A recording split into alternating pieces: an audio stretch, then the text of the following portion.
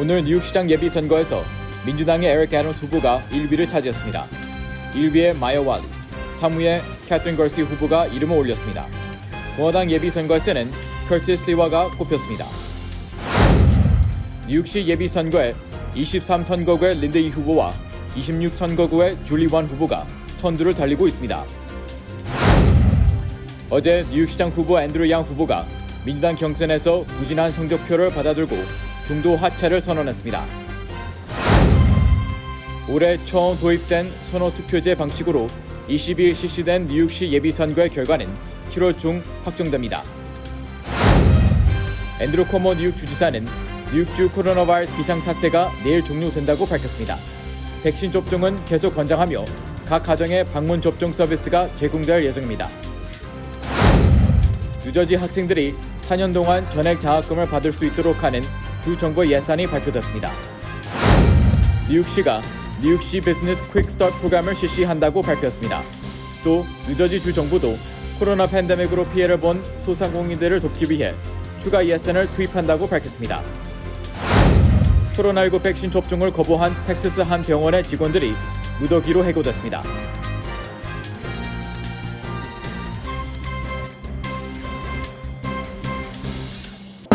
노아은행 맨해튼 지점이 한인타운 중심부인 31가와 32가 사이 피프스 애비뉴 1층으로 확장 이전했습니다. 동포 사회에 꼭 맞는 다양한 상품과 고객 만족 서비스로 여러분께 다가가겠습니다. 한인 비즈니스의 내일을 생각하는 은행 노아은행, 멤버 FDIC and Equal Housing Lender.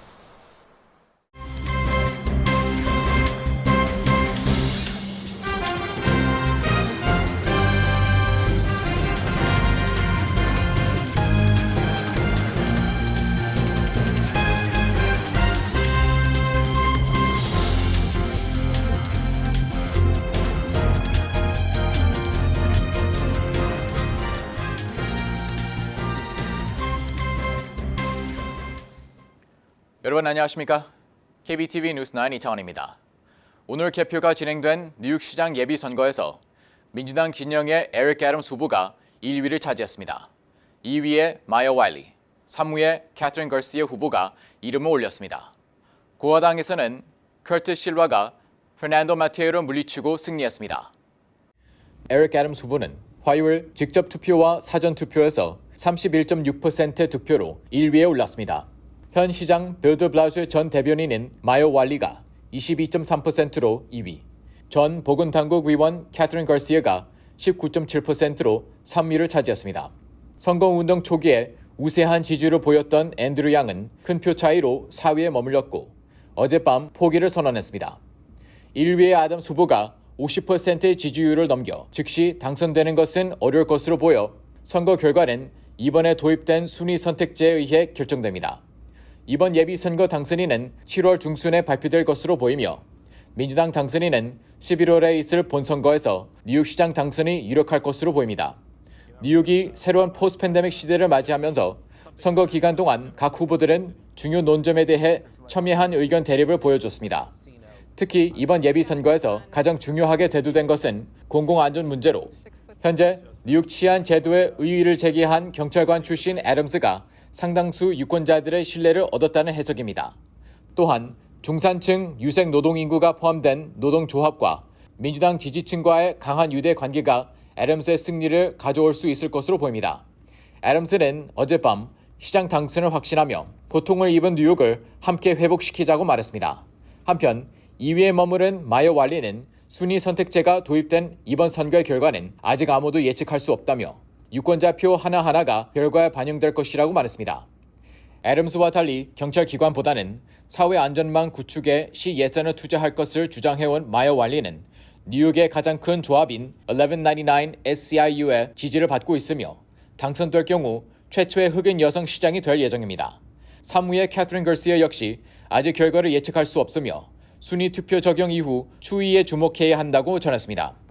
오후에 비가 내린 어제 선거일에는 투표소들이 상대적으로 한산한 모습을 보였습니다. 또한 선거관리위원회에 따르면 사전투표에 참가한 뉴욕 시민은 19만 1,000명이며 부재자 투표를 신청한 사람은 22만에 달해 선거일에 투표하지 않은 유권자들의 표심에 비중이 실릴 전망입니다. 어제 22일 치러진 뉴욕주 예비선거에 뉴욕 시의원 후보로 출마한 한인 후보 중 23선거구의 린드 이 후보와 26선거구의 줄리 원 후보가 선두를 달리고 있습니다. 뉴욕권 방송 보도에 따르면 23일 오전 1차 투표 개표 결과 뉴욕시 오클랜드 가든, 베이사이드 힐즈 등을 포함하는 23선거구의 후보별 득표율은 린드 이 후보 31.3%, 자슨 카 후보 26.5% 등의 순으로 린드 이 후보가 선두를 달리고 있습니다. 뉴욕 한인 봉사센터 회장으로 일했던 린드 이 후보는 그레이스 맹 의원의 지지를 받았습니다. 26선거구에서도 줄리 원 후보 득표율 18.5%, 아밋 바거 후보 17.7% 등의 순으로 줄리 원 후보가 1위를 차지했습니다. 이 선거구에서는 뉴욕 한인회 정치력 신장 부회장을 맡고 있는 줄리 원 후보와 헌터 칼리지 조교수인 헤일리 김 후보 등 한인 후보 2명을 포함 8명의 후보가 대결했습니다. 헤일리 김 후보 지지율은 5%에 그쳤습니다. 롱아일랜드, 써니사이드, 에스토리 등을 포함하는 26선거구는 한인 유권자가 거의 없는 히스패닉계 밀집 지역이어서 줄리 원 후보의 선전이 돋보이고 있습니다. 그러나 퀸스 지역의 베이사이드, 리틀넥, 칼리지 포인트 등 19선거구의 리처드 이 후보는 득표율 30%로 2위에 머물고 있습니다. 이 선거구에서는 주 상원의원을 지낸 로코 정치 거물인 토니 아벨로 후보가 득표율 37.3%로 1위를 달리고 있습니다. 중국계 유권자가 많은 플러싱과 머리힐 일대 20선거구에는 진보 성향의 정치인 존 최 후보가 중국계 샌드라 엉 후보와 대결했는데 샌드라 엉 후보가 24.3%의 지지율로 선두를 달리고 있습니다. 존 최 후보 지지율은 16.6%로 3위에 그쳤습니다. 이 선거구에서는 그레이스 맹 의원 보좌관 출신으로 퀸즈 민주당의 지지를 받고 있는 중국계 샌드라 엉 후보의 당선이 유력시되고 있습니다. 한편 10명의 후보가 출마한 뉴욕시 감사원장 선거에서는 선거 초기부터 민주 진영의 압도적 지지를 받아온 시의회 의원인 브래드 랜더 의원이 31.5% 득표로 큰 차이로 1위를 차지했습니다. 뒤이어 코리 존슨 시의회 의장이 22.6%로 2위, 전 CNBC 앵커 미셸 카루스 카브레라가 14%로 3위를 차지했습니다.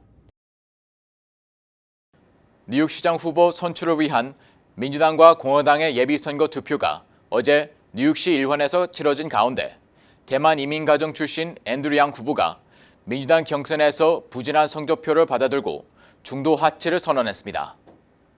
언론에 따르면 지난달 중순까지만 해도 선두를 달린 아시아계 정치인 앤드류 양은 어제 민주당 경선에서 84% 개표 기준 10%를 조금 넘는 득표율로 에릭 애덤스, 마야 와일리, 캐서린 가르시아 후보에 이어 4위에 그쳤습니다.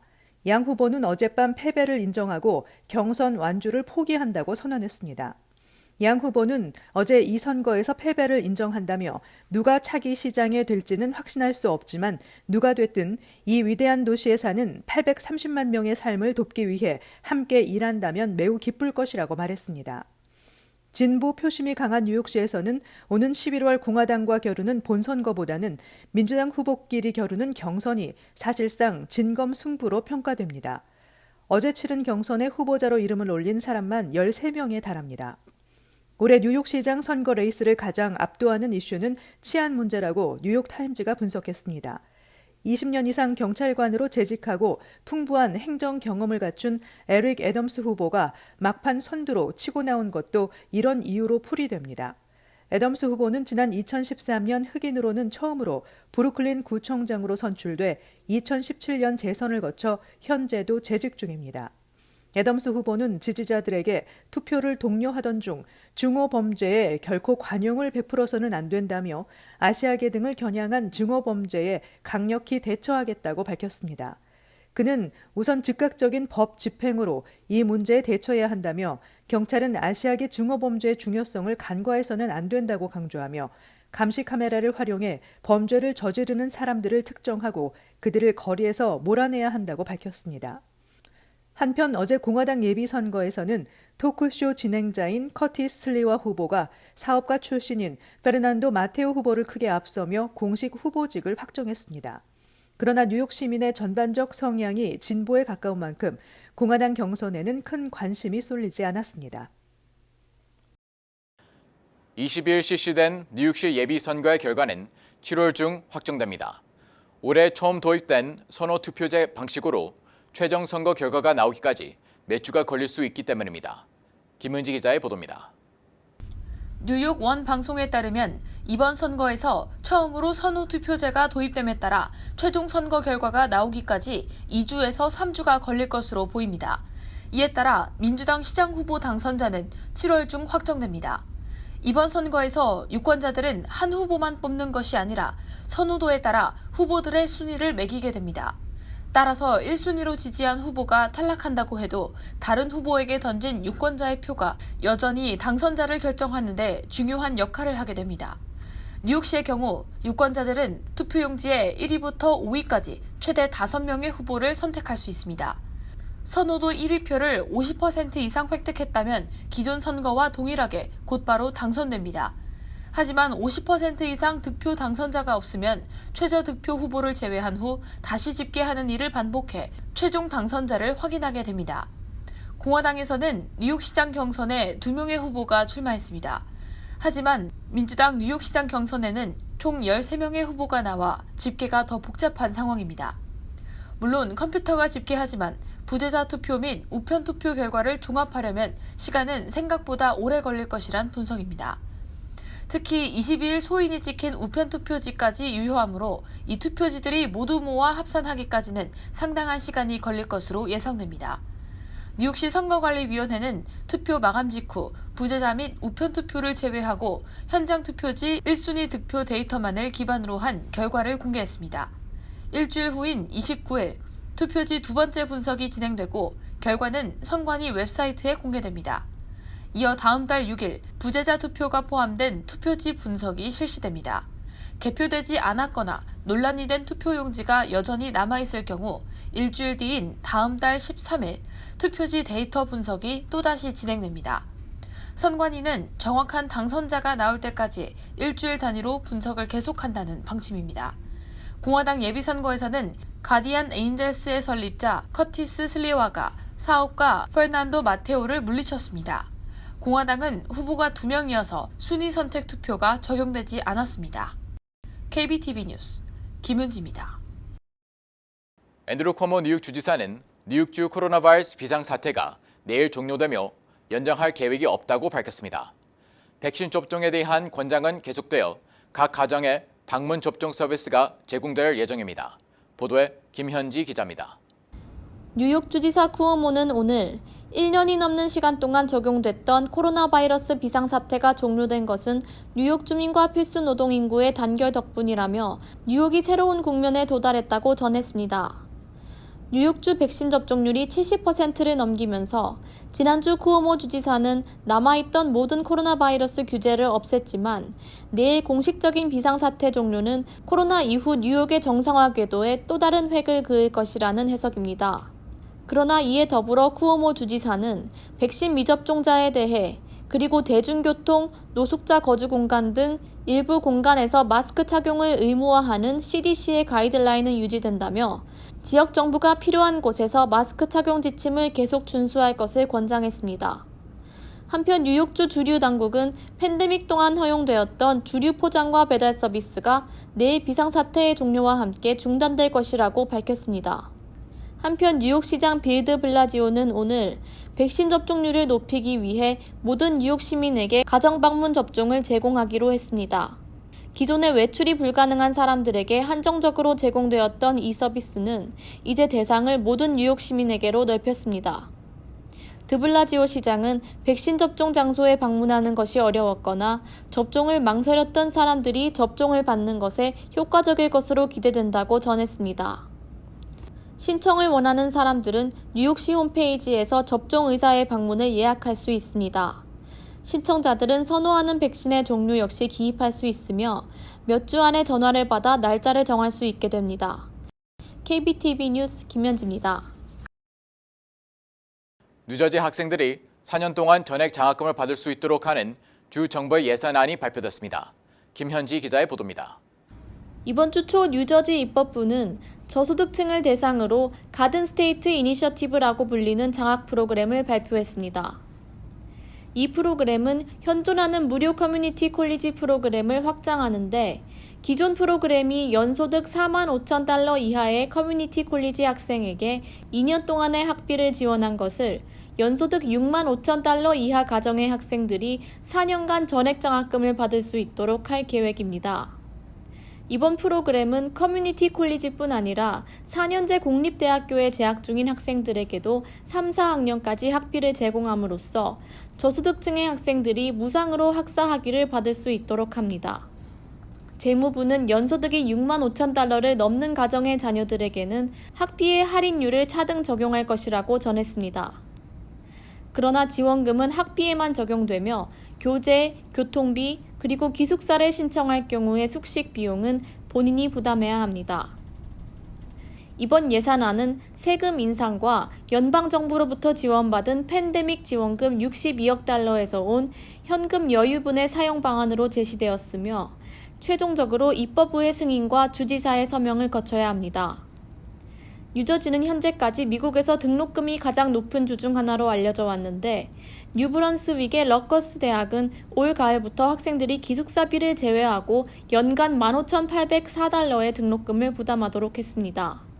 러커스 캠든, 러커스 뉴악, 윌리엄 패터슨 대학, 그리고 뉴저지 시티 대학은 자체적으로 저소득층을 대상으로 4년 장학제도를 적용해왔지만 이는 학생들이 매년 모든 연방 펠 그랜트와 연방정부 지원 프로그램에 지원해서 받은 금액에서 남은 금액만을 지원한다는 문제점이 지적되었습니다.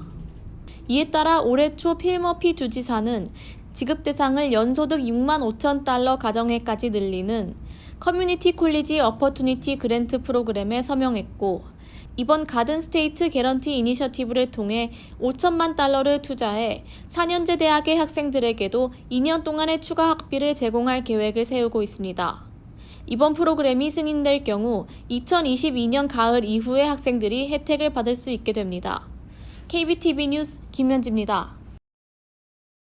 뉴욕시가 소상공인들의 원활한 사업 활동을 돕기 위해 뉴욕시 비즈니스 퀵스타트 프로그램을 실시합니다. 또 뉴저지주 정부도 코로나 팬데믹으로 피해를 본 소상공인들을 돕기 위해 추가 예산을 투입한다고 밝혔습니다. 퀵스타트 프로그램은 스몰 비즈니스 서비스국이 시행하던 기업 지원 프로그램을 업데이트한 것으로 소기업들에게 규제와 사업 관련 정보를 더욱 빠르게 제공하는 내용입니다. 빌 드블라지오 뉴욕시장은 코로나19 사태로 어려운 소상공인들을 돕기 위해 주요 부서들이 함께 협력해 각종 정보를 더욱 빨리 제공하게 될 것이라며 뉴욕시 경제의 핵심인 소기업들이 팬데믹에서 벗어나는 데 도움이 될 것이라고 밝혔습니다. 뉴욕시는 퀵스타트 프로그램 시행을 위해 별도로 1,100만 달러의 예산을 투입할 예정입니다.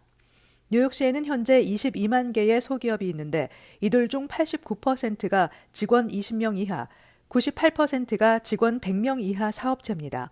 이들 소기업들은 뉴욕시 고용인구 412만 명의 절반 정도를 차지할 정도로 뉴욕시 경제에서 중요한 부분을 차지하고 있습니다.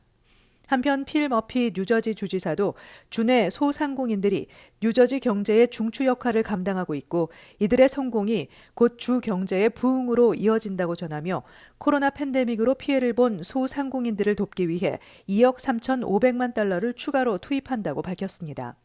이번 지원 예산 중 1억 2천만 달러가 소자본 창업가들에게 투입되고 식당과 바 업주들에게 총 2천만 달러, 타가시설에 1,000만 달러, 신생 스타트업 기업에 2,500만 달러, 그 외 다양한 소기업들이나 비영리 기관에 총 5천만 달러 등이 투입될 예정입니다. 주 당국의 통계에 따르면 팬데믹 기간 동안 주내 식당의 3분의 1가량이 폐업했고 관련 업계에서 일하던 9만 명 이상의 근로자들이 실직한 것으로 나타났습니다. 코로나19 백신 접종을 거부한 텍사스 한 병원의 직원들이 무더기로 해고됐습니다. 의료계 종사자의 백신 접종 의무화는 불가피하다는 판단이었습니다. 보도에 김현지 기자입니다. AP뉴스에 따르면 미국 텍사스주 휴스턴시에 있는 휴스턴 감리교병원은 백신 접종을 거부한 직원 153명을 22일 해고 또는 권고사직 처분했다고 밝혔습니다. 이 병원은 소속 의료진과 일반 직원 2만 6천여 명 모두에게 코로나19 백신을 의무로 접종하라고 했지만 일부가 이를 거부하면서 마찰이 빚어졌습니다. 병원 측은 이달 8일 코로나19 백신을 맞지 않겠다고 한 간호사를 포함한 직원 178명을 2주간 무급 정직하고 정직기간 백신을 맞지 않으면 해고할 수 있다고 통보했습니다. 이에 대해 해당 직원 117명이 고용을 조건으로 내건 백신 접종 의무화는 불법이다라고 주장하면서 법원에 무효 소송을 제기했습니다. 하지만 텍사스주 남부지구 연방지방법원은 12일 이 소송을 기각했습니다. 법원은 백신 의무 접종이 직원들이 코로나 바이러스에 감염되지 않도록 하면서 환자의 생명을 구하는 본분을 다하려는 병원의 노력이라며 환자를 돌봐야 하는 공공의 이익을 보호하는 것이 백신 접종 선택권을 보호하는 것보다 훨씬 더 우선한다고 판시했습니다.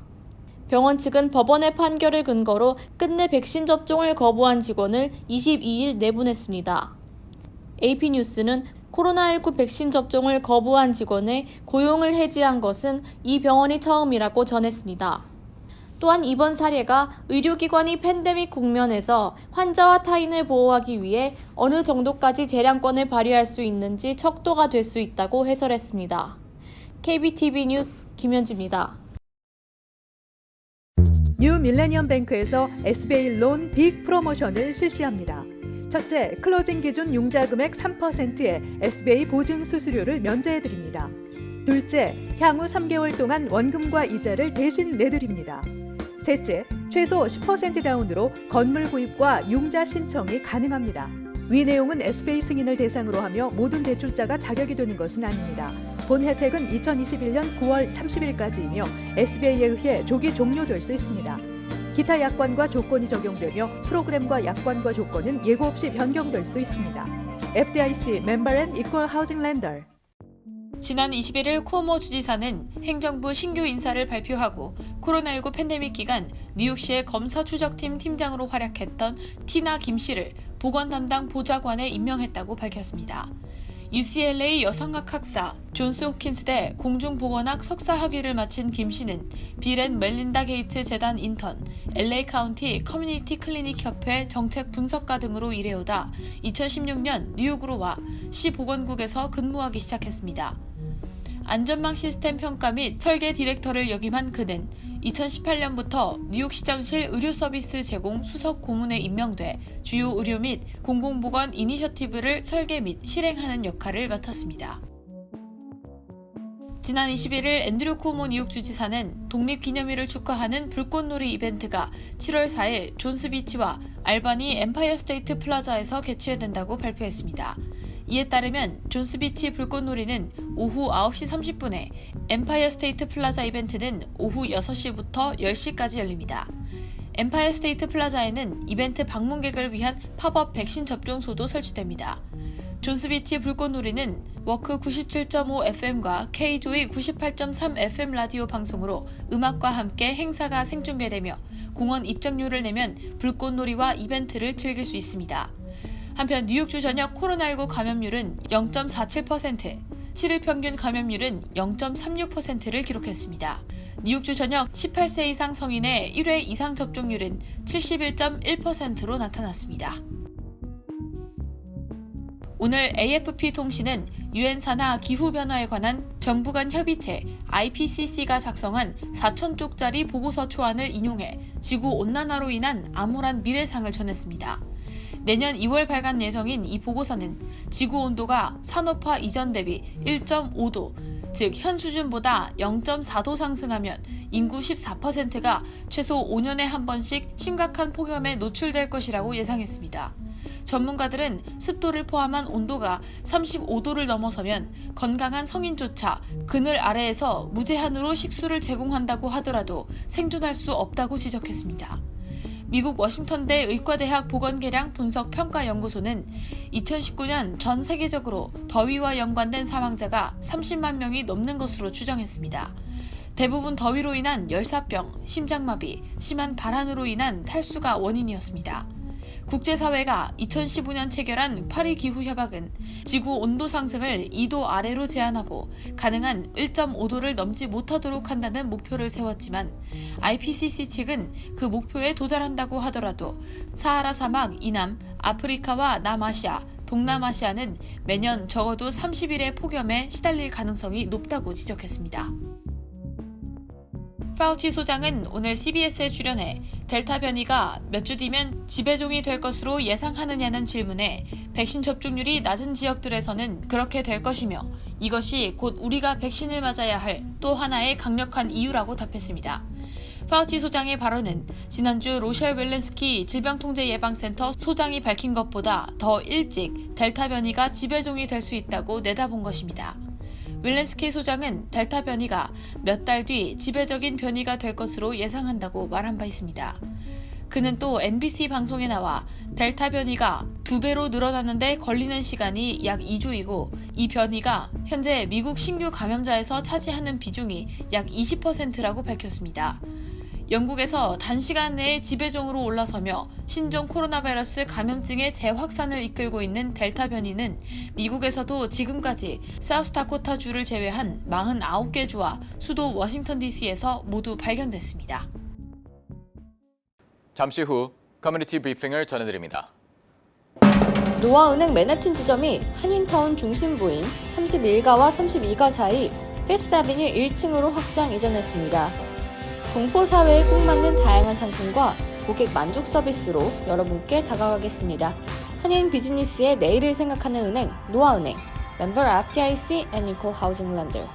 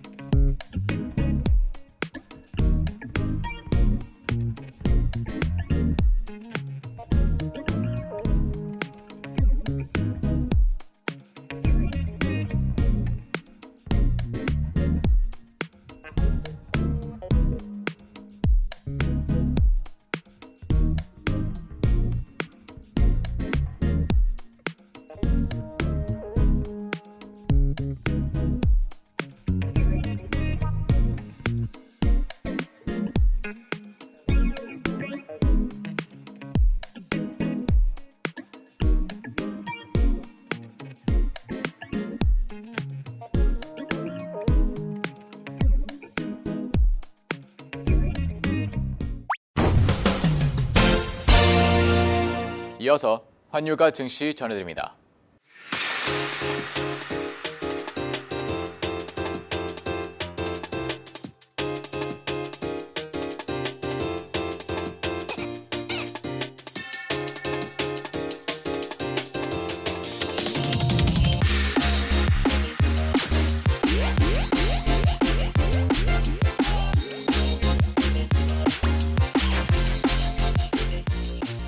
잠시 후 뉴욕과 뉴저지 날씨 전해드립니다.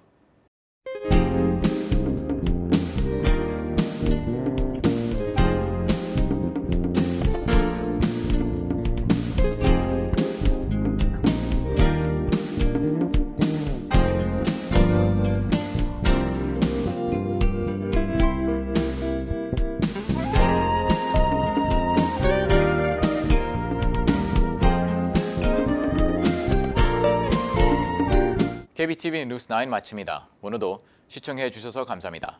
편안한 밤 보내시기 바랍니다.